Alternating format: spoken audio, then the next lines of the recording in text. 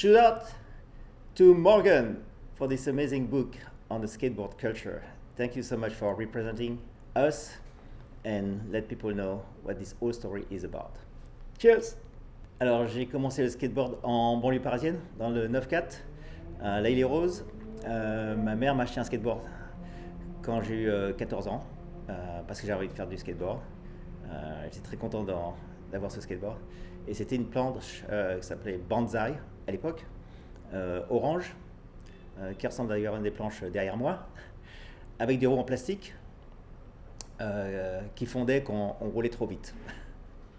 Je me rappelle, au début, quand j'ai eu ce skateboard, il y a un film de skate qui est sorti, ça s'appelait Skateboard, tout simplement. Et on allait voir ce film, et ensuite on était comme des fous dans la rue, à descendre les trottoirs, à sauter des bancs, ça fait tout ce qui était devant nous en fait. Et c'était vraiment un truc de fou, c'est vraiment une révolution en fait d'avoir vu un film sur le skate basé en Californie, on voulait tous partir en Californie. Alors mon endroit préféré pour skater, alors d'abord forcément le Trocadéro, où j'ai vraiment grandi avec le skate, mais aussi le Dôme, qui était un endroit où on allait skater en petits groupes en fait, qui n'était pas très connu à l'époque, dans les années 70. Et puis ici c'est le skatepark de Etnies à Lake Forest.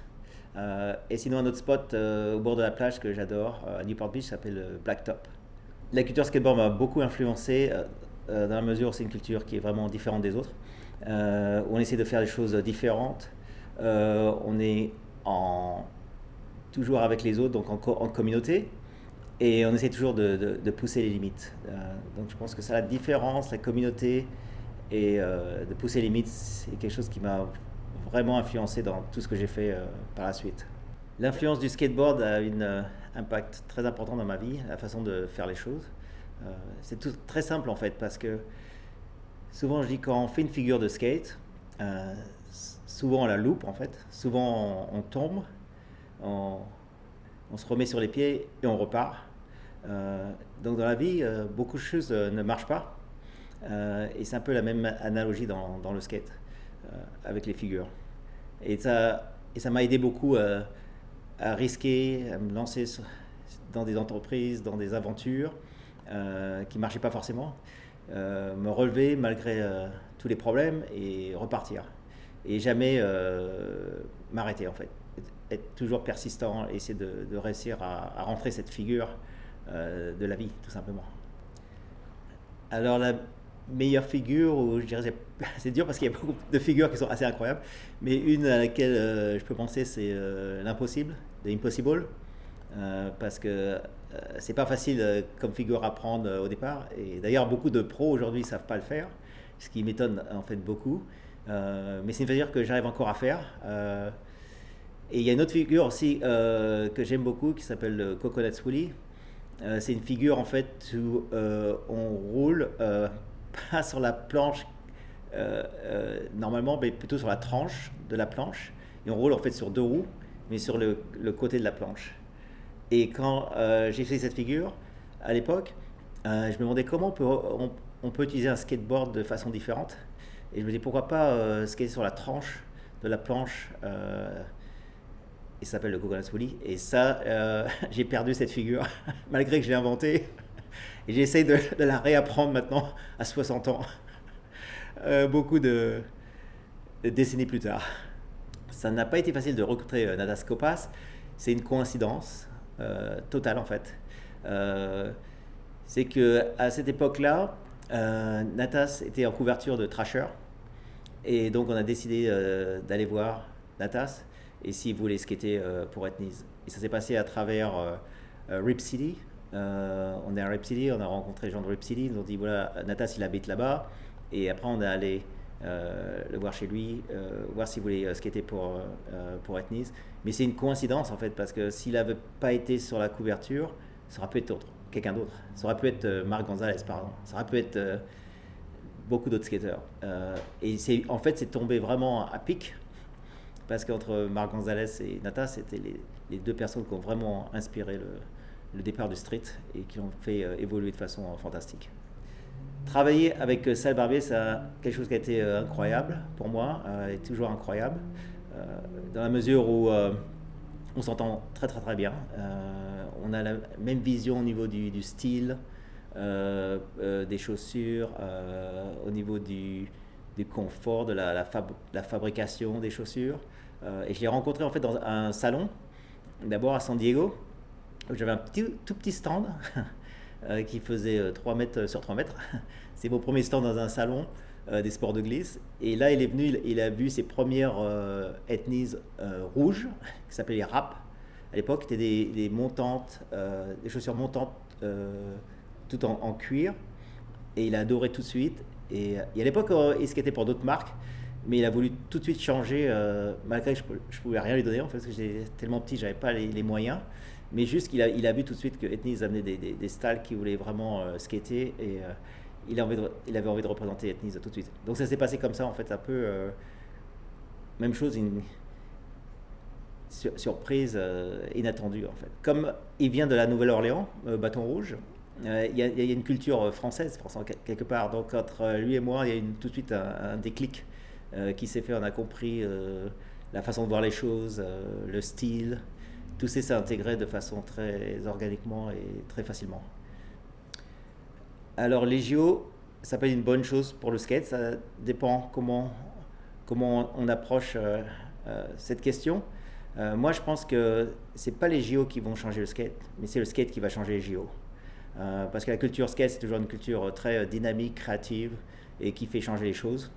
Et je pense que oui, justement par rapport aux JO et ce qui se passe à Paris, il y a des gens qui sont impliqués dans le skatepark, de street, de parc, mais aussi qui sont des skateurs. Donc ils ont pris des bonnes personnes, en fait, qui connaissent bien la culture skate. Et ça va pas être juste au niveau de la performance, ça va être aussi au niveau du côté culturel, donc soit art et musique. Et c'est pour ça donc que les JO seront à Place de la Concorde pour représenter toute cette culture. Et c'est une des plus grosses places sur Paris. Donc en fait, ça va être la carte postale des Jeux. Et moi, franchement, je pense que le skate va changer les JO. Je pense que le skate apporte beaucoup aux Jeux, et je crois qu'ils ont besoin du skate, en fait, tout simplement, parce qu'ils ont perdu beaucoup par rapport à des grands événements comme les X Games. À l'époque, on appelait les Indie Olympiques, les Olympiques indépendants. Et maintenant, donc, ils sont obligés, en fait, tout simplement, parce que c'est ça que les jeunes veulent faire. Donc là, maintenant, donc en fait, en quelque sorte, le skate est en train de changer, comme je disais avant, les jeux. Et en fait, d'une certaine façon, c'est assez drôle, parce que le skate, c'est une performance, mais en même temps, c'est un jeu. On joue, on s'amuse, on fait dans ce qu'on fait. Donc c'est drôle de voir que les Jeux Olympiques, ça va être changé par un nouveau jeu qui vient du skate. Et ben, je pense que l'avenir du skateboard va être très bien. Enfin, d'abord, comme des gros événements comme les Jeux ou les X Games ou d'autres événements, c'est plus reconnu maintenant de beaucoup de municipalités ou de gouvernements. Donc, le skate va avoir plus d'endroits pour les jeunes, donc entre autres les skateparks. Il y aura plus de skateparks qui vont être construits, forcément. Ça va être plus accepté parce que c'est au jeu. Et je pense qu'il faut utiliser ça en tant que notre culture pour maximiser en fait ce qu'on peut faire et développer le skateboard à d'autres niveaux. Et pas juste au niveau de la performance, mais au niveau de la culture. Donc, que ce soit art, musique, tout ce qui tourne autour du skate qui fait qu'en fait, on aime faire du skate. Alors je touche ma planche tous les jours, forcément au travail, parce qu'on fait des chaussures de skate depuis le départ avec Ethnies, ça fait 38 ans. Donc forcément, on compare toujours la chaussure par rapport à la planche, comment ça fonctionne, etc. Maintenant, comme je travaille beaucoup, j'ai moins de temps de skater que quand j'étais pro, c'est clair. Mais j'essaie d'en faire au moins 1 heure par semaine, minimum, 60 minutes. J'ai 60 ans, genre je me dis 60 minutes, c'est au moins le minimum par semaine. Le skateboard m'a aidé à élargir mes horizons en partant au départ de la banlieue. Avec mes copains à l'Aile Rose, en fait, on a décidé de faire du skate à la mecque du skate. À l'époque, était le Trocadéro. Donc ça nous a fait partir sur Paris, faire du skate là-bas. On a rencontré beaucoup de gens, un peu partout en fait, à Tour Eiffel, parce qu'il y a beaucoup de touristes. Et ça nous a ouvert des horizons. On a trouvé d'autres skateurs aussi, d'autres endroits, d'autres banlieues, d'autres villes en France. Et après, on a commencé à aller dans les autres villes, faire du skate ensemble. Puis ensuite, on a commencé à faire des compétitions de skate. Et là, on a commencé à partir à l'étranger. Et là, ça m'a fait vraiment découvrir le monde, en fait. Et puis, au fur et à mesure, finalement, en faisant des chaussures, en faisant Ethnies, bon, forcément, j'ai dû partir en Asie pour fabriquer en Corée. Et ça m'a ouvert tout le côté asiatique, en fait, comprendre les cultures là-bas, voir d'autres horizons. Et le skate, donc, ou la chaussure de skate, ça fait vraiment ça m'a vraiment ouvert mes horizons et je pense que ça ouvre l'horizon à beaucoup de gens, en fait. Et d'autant plus maintenant, parce qu'avec tous les réseaux sociaux, maintenant, on voit beaucoup d'images de partout, en fait. Donc, c'est une chose fantastique et je pense que c'est une chose fantastique pour les jeunes, de façon générale, de voir d'autres cultures et de s'inspirer d'autres cultures et d'accepter les autres cultures aussi. Quels sont les problèmes sociaux ou environnementaux qui te tiennent le plus à cœur?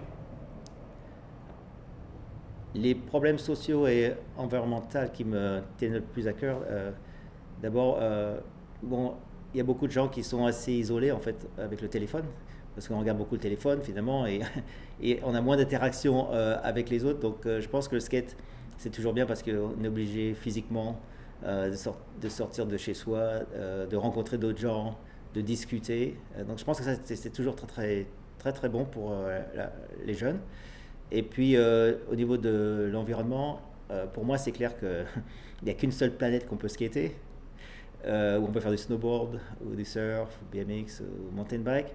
Et donc c'est très important d'avoir une planète qui existe.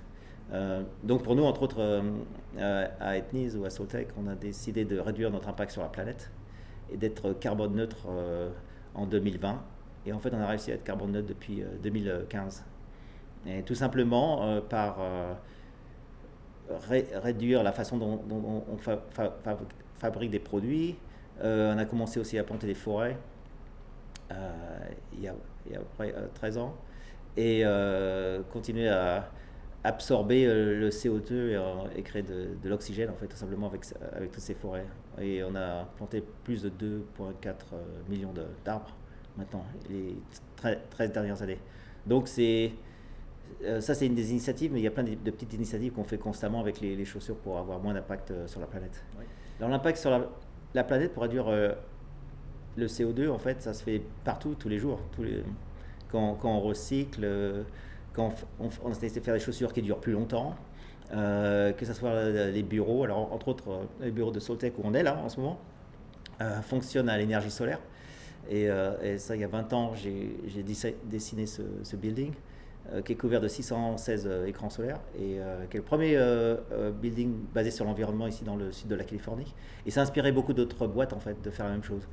Et ils ont commencé à créer des buildings maintenant plus basés sur l'environnement avec des écrans solaires ou des bois recyclés ou du béton recyclé comme on utilise ici par exemple. La popularité du skateboard en ce moment est en train de grandir et je pense beaucoup parce qu'on voit beaucoup de jeunes qui se mettent au skate. On voit beaucoup de jeunes dans les compétitions de skate. Aux Jeux Olympiques, c'est ça, quelque chose d'assez hallucinant quand même de voir beaucoup de jeunes sur le podium, très très très jeunes.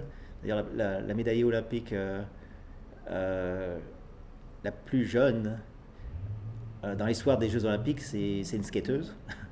Ce qui est assez incroyable. Donc déjà, ça change les jeux quelque part. Donc ça attire plus de jeunes en fait, parce qu'il y a des jeunes de leur âge qui font du skate aussi, et qui s'éclatent et qui vont un peu partout et qui restent dans une communauté qui invite beaucoup dans cette communauté, donc très invitante. Donc je pense que ça va continuer à grandir. Je pense qu'il y a une bonne, je pense qu'il y a une bonne état d'esprit avec le skate en ce moment, et ça inspire beaucoup de gens à s'intégrer dans cette communauté. Alors le souvenir le plus marquant pour moi, c'est quand je suis venu aux États-Unis faire du skate et on m'a demandé de faire des compétitions de skate.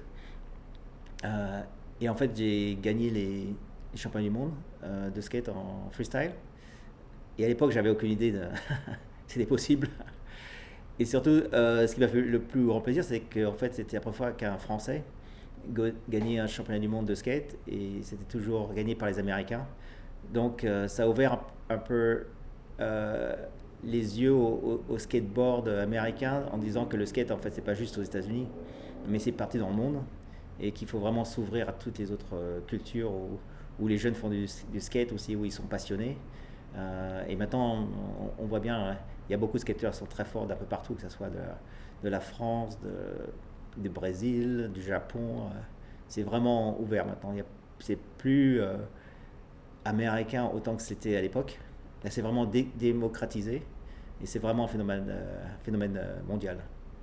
Alors j'ai lancé Ethnies aux États-Unis, ensuite S, America, parce qu'en fait au début, je skatais pour d'autres marques en tant que skater professionnel, mais j'avais toujours des problèmes de chaussures. Les chaussures ne duraient pas longtemps, des fois je pouvais les détruire en 5 minutes. Elles absorbaient pas les chocs, donc j'ai toujours des problèmes de pied en fait. Et puis elles accrochaient pas autant que je voulais. Donc j'ai essayé de faire la chaussure qui dure, qui accroche et qui absorbe les impacts. Et c'est pour ça donc j'ai lancé Ethnies. Alors le nom Ethnies en fait ça vient du concept de la culture de la tribu, ethnicité ou ethnique, qui en fait des sous-cultures où les gens s'entraident tout simplement. Ils ont la même passion et ils s'entraident entre eux. Donc c'est devenu Ethnies, du concept de ethnicité, ethnique, ethnies. Et c'est toujours très vrai aujourd'hui en fait. Quand on skate toujours avec d'autres personnes, on se soutient, on s'entraide, on aide à aller quelque part en voiture par exemple, ou donner des vêtements à d'autres personnes, ou des skates. On est toujours en train d'aider les uns aux autres. Donc cette tribu en fait est très importante dans le skate et au niveau du skate, mais aussi au niveau culturel, parce qu'on s'entraide, que ce soit même en tant que musicien ou en tant qu'artiste, photographe, filmeur, peintre, etc. Donc c'est ce concept de la tribu avec Ethnies, c'est ça vraiment la base de ce qu'on essaie de faire. Donc depuis, j'essaye que ces chaussures fonctionnent, mais aussi être sûr que ça contribue vraiment à quelque chose pour le skate et pour notre communauté. Les sister companies qui sont arrivées ensuite, donc après Ethnies, donc S et America, en fait ce qui s'est passé c'est que je dessinais les chaussures, donc pour les skateurs comme Sal Barbier qui est dans le team Ethnies, Andrew Reynolds, Jamie Thomas, Eric Coston, Chad Muska et beaucoup d'autres légendes en fait du skate. Et je me suis aperçu qu'en fait il y avait différents styles dans le skate. Sal Barbier voulait quelque chose de beaucoup plus athlétique dans le style, donc j'ai décidé de lancer la marque S. Et donc Sal Barbier a skaté pour S, ensuite Eric Coston et plein d'autres qui ont suivi, PJ Ladd, Paul Rodriguez, Nyjah, tous les skateurs qui sont venus sur S en fait. Ensuite, j'en sais bien parce que des skateurs comme Jamie Thomas ou Andrew, ils avaient un look plutôt plus rock'n'roll, plus comme des gars qui font de la musique, ils veulent être toujours habillés en noir, un peu le peace drunk de l'époque, Dirty Skater. Et donc j'ai lancé America. Et puis Ethnies, donc c'était basé plus pour un peu l'équilibre entre les deux en fait. Pour des skateurs qui ne veulent pas forcément être trop rock'n'roll ou trop athlétiques. Et donc j'ai trouvé dans ça 3 groupes en fait de skateurs qui avaient besoin d'un certain look, une certaine esthétique, qui s'appropriaient à leur propre culture. Quand on a lancé Ethnies Plus, alors avec pas mal de gens ici comme Frank Boistel,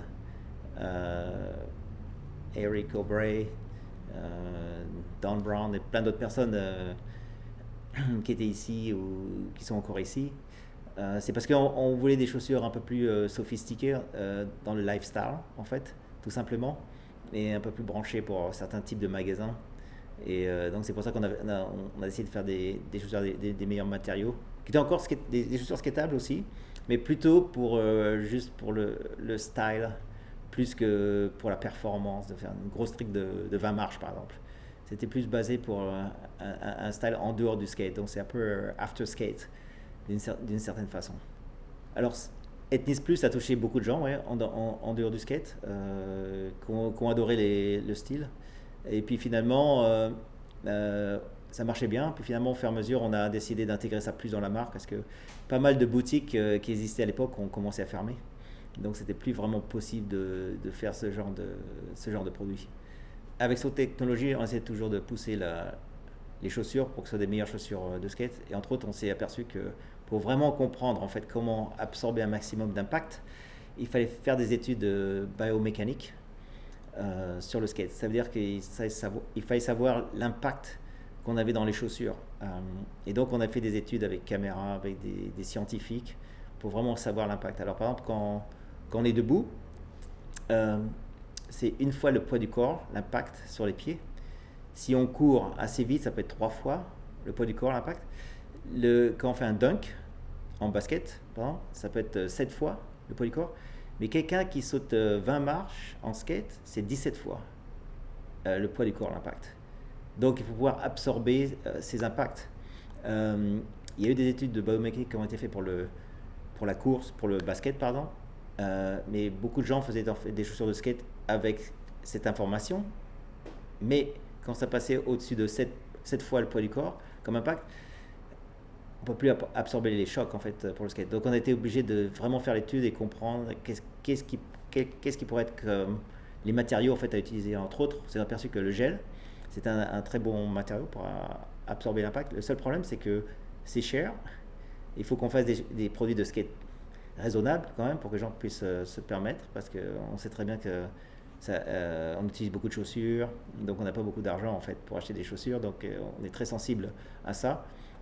Et puis finalement, on s'est aperçu que le gel c'était trop cher, et on a commencé à développer tous les concepts de mousse qui sont un peu comme du gel, où on peut mettre toute la mousse sur tout le pied en fait de la chaussure et absorber beaucoup plus d'impact, comme ça, tout en étant léger, moins cher.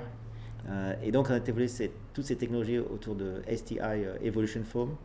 Donc c'est Soltech Institute Evolution Foam. Donc c'est une foam qui permet d'absorber l'impact et de revenir, pas rester compressé.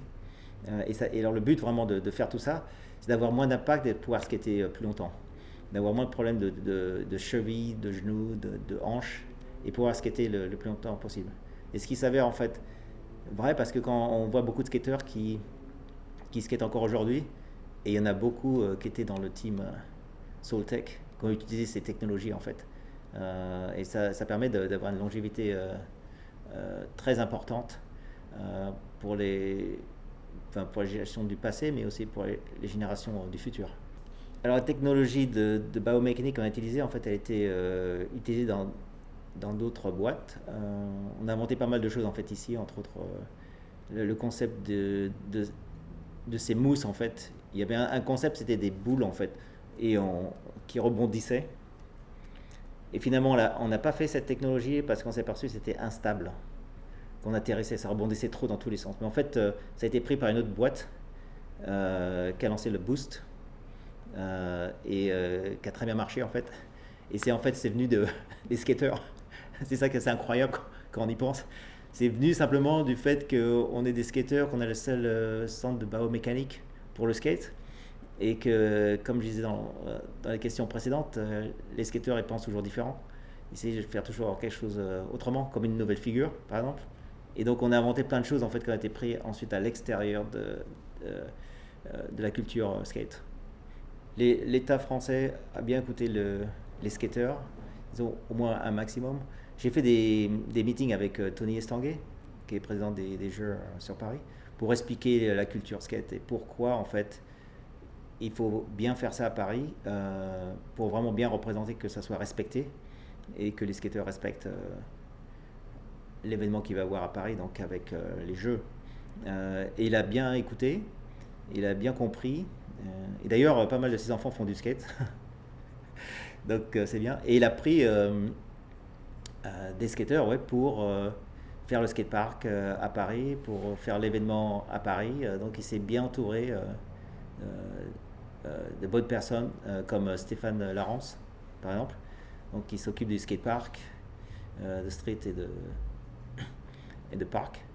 Donc c'est entouré de bonnes personnes qui connaissent la culture, qui vivent le skate, qui sont passionnés par le skate, qui savent très bien faire du skate aussi. pour bien intégrer tout ça dans une solution qui représente le skate comme on le voudrait. Et donc pour toi c'est important parce que l'étape d'après. C'est très important pour moi qu'il soit bien représenté à Paris, d'abord parce que en venant de la France et on sait la culture française adore tout ce qui est histoire, culture, art, musique. Donc pour moi c'est très important que ça soit bien représenté. C'était vraiment une opportunité énorme en fait de le faire en France par rapport à la culture française. Mais aussi parce que ensuite à Paris ce qui va se passer aussi c'est qu'ils vont passer le drapeau olympique à Los Angeles. Donc ça veut dire qu'après ça part dans la Mecque du skate. D'où le skate vient, d'où ça a vraiment décollé en fait. Donc ça fait un pont énorme avec la culture skate et ça va donner encore plus de résonance, de compréhension de ce que c'est que le skate et la culture skate. Et pour moi c'était hyper important que ça soit bien, ça commence bien disons, à partir de Paris jusqu'à Los Angeles. Je pense que la France se réveille sur le skate, c'est clair qu'ils auraient pu se réveiller plus tôt. Maintenant, avec les jeux, quelque part, c'est automatique, je dirais. Je pense que la France fait pas mal de choses quand même pour les skateurs qui sont dans l'équipe de France. Et qu'on ne voit pas dans d'autres équipes, d'ailleurs. D'autres équipes, d'autres pays, ils n'ont pas autant de soutien qu'en France. Je suis sûr qu'au Japon, il y a beaucoup de soutien aussi. Pour le skate, on a vu ce qui s'est passé aux Jeux d'avant. Et on voit tous les Japonais qui montent, qui n'arrêtent pas de monter. Donc je pense que peut-être en France ça arrive un peu tard, mais vaut mieux tard que jamais, disons. Et moi j'ai toujours essayé de faire des choses en France comme par exemple à l'époque avec Jean-Marc Morgan, V7 de Teenage Tour, pour essayer de créer des événements, pour se retrouver un peu de tous les coins de France. Alors Teenage Tour pour moi ça a toujours été très important dans la mesure où on essaie de donner l'opportunité aux jeunes de moins de 18 ans en fait, de pouvoir avoir une interaction avec des skateurs américains qu'on connaît bien à Salt Lake de la Californie. Donc, et je pense que c'est essentiel pour essayer de partager et essayer de motiver tout le monde de bien comprendre en fait ce qui se passe. Et maintenant je vois beaucoup de Français ou d'Européens un peu partout qui viennent en Californie. Quasiment, il y a plus de ponts maintenant entre les continents et entre les cultures skate. Pour les Jeux Olympiques en France, j'étais simplement impliqué de façon extérieure. Je ne peux pas vraiment impliquer en tant que marque parce que je ne sponsorise pas les Jeux Olympiques, mais juste en tant que skater, pour être sûr que ça représente bien le skate. Avec les événements à Los Angeles, je pense qu'il y a suffisamment de gens ici, que ce soit Tony Hawk ou d'autres personnes qui sont américains, qui devront prendre en quelque sorte la torche, je dirais, pour bien le faire ici. Je serai ici aussi forcément, j'essaie de les aider au maximum. Mais je pense qu'il y a suffisamment de gens qui connaissent ici déjà. Alors qu'en France, pour moi, je pense que c'était important que je donne un coup de main dans la mesure où je suis ici et je voyais où ça partait ensuite. Mais aussi tout simplement le fait de bien connaître le skate depuis 45 ans que je fais du skate. Alors j'ai grandi donc en banlieue parisienne dans le Val-de-Marne, à La Île-et-Rose. Et j'avais toujours le rêve d'aller faire du skate en Californie avec les Américains. Et un jour, finalement, en 85, j'ai bossé dans une boîte et j'ai pu gagner un petit peu d'argent pour prendre un billet d'avion pour Venice Beach. Et je suis parti à Venice Beach, mais après j'avais plus rien, donc je vivais dans la rue, en fait, et je mettais mon chapeau par terre et je faisais des démonstrations de skate, ce qui me permettait de survivre de ça. Et j'étais découvert en fait en tant que skateur et sponsorisé, et ensuite j'étais envoyé aux compétitions de skate. Mais alors au début je vivais dans la rue, donc c'était assez compliqué, disons, mais ça m'a permis de comprendre bien ce qui se passe ici en Californie avec les gens et d'essayer d'évoluer, de faire évoluer le skate. Et voilà, donc c'est un peu, disons, le début pour moi. Et puis finalement, c'est l'Amérique. J'ai vécu le rêve américain en fait, qui est assez incroyable, alors que je m'attendais pas du tout en fait à devenir pro, être champion du monde, lancer des marques de chaussures. Je pensais Alors j'étais loin de penser tout ça. J'étais juste venu en Californie pour faire un peu de skate avec les Américains et retourner en France. Et finalement, j'y suis resté depuis les années 85. Alors les plus gros challenges que j'ai eu en venant ici aux États-Unis d'abord, d'une part, je ne parlais pas très bien anglais. Alors c'est un problème de se faire accepter en tant que skateur français dans une culture skate très américaine, forcément. Donc ça a été un des challenges. Ensuite, euh,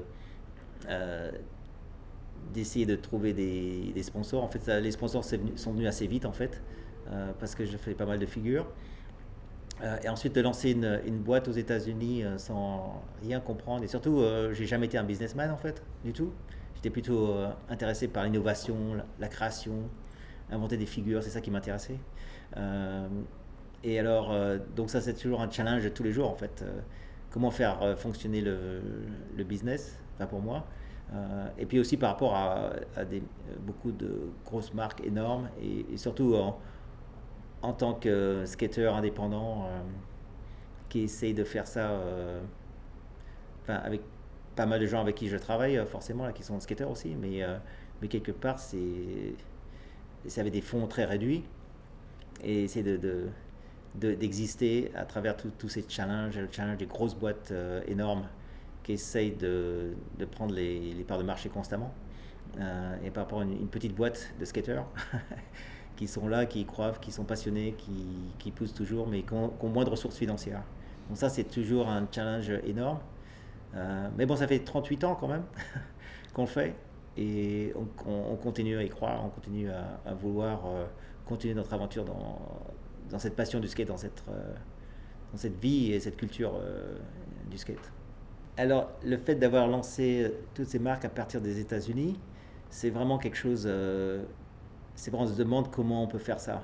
Comment c'est possible dans de la France, sans ressources, sans rien, en étant là sans abri au début.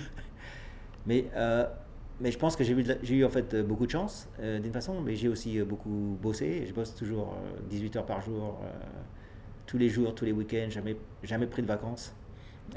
Donc il faut être vraiment convaincu, disons, d'y aller, de mettre tous les efforts là-dedans. Mais je pense que, et en même temps, souvent je me demande comment ça se fait que ça marchait en fait. Et des fois, je sais pas. Enfin, il y a une part, c'est de la chance, il y a une part, c'est les gens qu'on a rencontrés, les opportunités d'un seul coup qui sont là, qu'on a essayé de saisir. Mais je pense que ça m'est arrivé à moi, ça aurait pu arriver à quelqu'un d'autre aussi. Mais je pense que c'est basé sur beaucoup d'éléments en fait qu'on ne contrôle pas, tout simplement. Mais finalement, en persévérant, en essayant toujours de trouver des solutions, de donner le maximum. Et j'en reviens toujours à la même chose. C'est la même chose que en fait, quand on fait une figure de skate. Et je me rappelle la première fois quand j'ai d'apprendre cette Impossible, je me dire c'est impossible d'apprendre cette figure. Et puis finalement, à force d'essayer, de tomber des milliers de fois, finalement un jour ça rentre. Et finalement après on peut continuer à faire la figure. Et ça, je pense que c'est un peu comme ça s'est passé pour moi en fait. J'ai loupé souvent beaucoup de choses et souvent je loupe beaucoup de choses. Mais finalement, à force d'essayer, on arrive à trouver une solution.